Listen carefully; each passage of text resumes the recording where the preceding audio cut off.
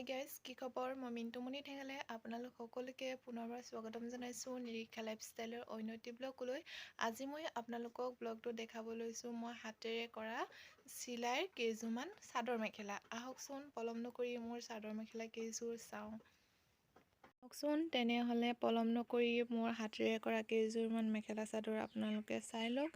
এইযোৰ হৈছে খাদী কাপোৰত কৰা খাদী কাপোৰত কৰিছোঁ। এইটো মিচিং ষ্টাইলৰ গুজৰাটী চিলাই।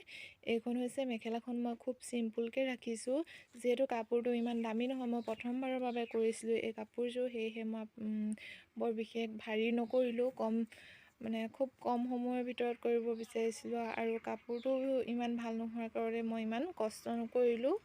এইখন হৈছে মেখেলাখন আৰু তাৰপিছত এইখন হৈছে চাদৰখন। এই গুজৰাটী চিলাই সেই কাপোৰযোৰৰ চাদৰখন। এইযোৰ হৈছে গোলপীয়া ৰঙত কৰা হৈছে, এইযোৰ দেখিছে।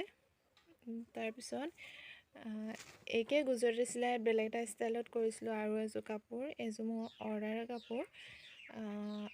এইযোৰ অৰ্ডাৰ বিশেষকৈ দিয়া নাছিলে, মই নিজৰ কাৰণে কৰিছিলোঁ, কিন্তু ওচৰৰ খুৰী এজনীয়ে ভাল লগাত মোক খোজাত মই এইযোৰ এতিয়া বিক্ৰী কৰি দিছোঁ। এইখন হৈছে চাদৰ মেখেলাখন আৰু মেলি দেখাবলৈ এয়া মেখেলাখন এনেদৰে কৰিছোঁ, বৰ বিশেষ ষ্টাইল কৰা নাই, যিহেতু এইযোৰ কম দামী কাপোৰত। আৰু এইখন হৈছিলে মেখেলাখন। তাৰপিছত এইখন হৈছে চাদৰখন। এইখন হৈছে চাদৰখন। যিহেতু মোৰ কেমেৰাত ভালদৰে দেখাব পৰা সুবিধা নাই, সেয়েহে এনেদৰে দেখাইছোঁ। এয়া একেই গুজৰাটী চিলাই কৰিছিলোঁ। এইখন হৈছে চাদৰখন। চাদৰখনৰ এয়া আঁচলটো। তাৰপিছত এইটো হৈছে পাৰিটো। পাৰিটো মই এনেদৰে কৰিছোঁ, এয়া এনেদৰে কৰিছোঁ। এইকেইটা এটা পিয়ৰ কটন, আগৰযোৰ দেখাইছোঁ খাদী কাপোৰ। তাৰপিছত এইবাৰ দেখাইছোঁ এইযোৰ হৈছে চান্দৰী কটনৰ কাপোৰ। এইটো পিংক কালাৰ, এইটো দেখিছে আপোনালোকে এনেদৰে ডাঙৰকৈ গছৰ ষ্টাইলত এনেকৈ দি দিছোঁ। মেখেলাখন এখন এখন মেখেলাখন নহয়, হয় এখন মেখেলাখন। এইখন হৈছে মেখেলাখন, চান্দৰী কটনত কৰিছোঁ মই এখন এনেদৰে। কাপোৰযোৰ আপোনালোকৰ কেনেকুৱা লাগিছে জনাব। কাপোৰ কেইযোৰ অকল এইযোৰ বুলিয়েই নহয়, আপোনালোকৰ কোনযোৰ কাপোৰ কেনেকুৱা লাগিছে জনাব। মই যিহেতু এইবাৰ প্ৰথম কৰিবলৈ চেষ্টা কৰিছোঁ, তথাপিতো মই নিজে কৰা যে ভালেই দেখিছোঁ। আপোনালোকে কেনেকুৱা দেখিছে নাজানো। আৰু কেমেৰাত যিমানটো ভাল লাগিব লাগে সিমানটো ভাল লগা নাই, কালাৰটো ইমান ভাল অহা নাই। এইখন মেখেলাখনহে আপোনালোকক দেখালোঁ। এইবাৰ হৈছে চাদৰখন। এইখন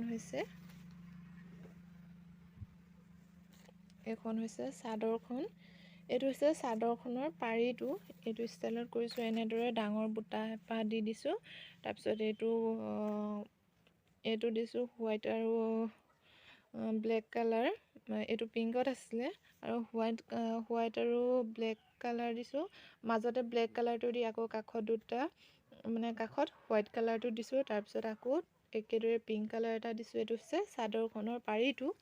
আৰু আঁচলটো হৈছে সেই একেদৰে কৰিছোঁ। অলপমান এনেদৰে এই চুকটোত দুটা চুকতহে মই ডাঙৰকৈ এনেকৈ গছজোপাৰ আকৃতি দিছোঁ। এইটো যিহেতু এটা চুক ভালদৰে নোলায়, সেই চুককেইটাত মই ইমান কষ্ট কৰি নিদিলোঁ। কাষৰ যিকেইটা চুকত দেখে তেনেদৰে দুমূৰে দুটা চুকত কৰি দিছোঁ সেই গছজোপা এইজোপা। আৰু কাপোৰযোৰ মাজত এনেদৰে সৰু সৰুকৈ বুটা দি দিছোঁ।